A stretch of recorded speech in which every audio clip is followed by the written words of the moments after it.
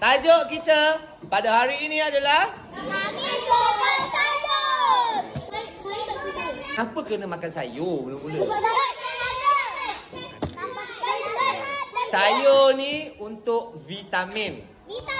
Okey, vitamin ni untuk supaya awak tak sakit. Kalau awak nak kuat bertenaga, awak kena makan karbohidrat. Bukannya sayur.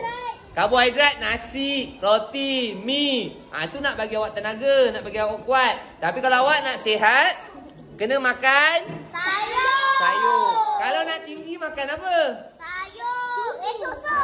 Makan banyak protein. Susu, telur. Kalau nak sayur yang manis, awak boleh makan tomato. Kalau awak nak sayur yang rasa kruk ke, awak boleh cuba tauge. Saya tak suka tauge. Kalau awak nak sayur macam yang goreng, awak suruh mak awak goreng cendawan. Cendawan. Cendawan goreng, kalau awak goreng dia betul-betul, dia akan rasa macam ayam goreng.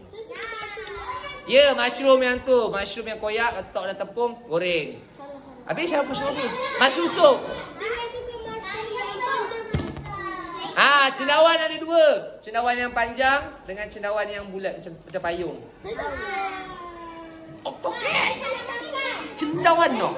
1 2 1 2 3. Tapi bohong. Hayu paling.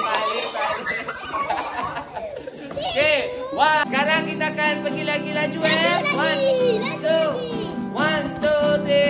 Mari kawan dengan nasihat guru, makan sayur agar sehat selalu. Tomato, terung, dan timun, kami nikmati dan sehat. Okey, paling laju Ready?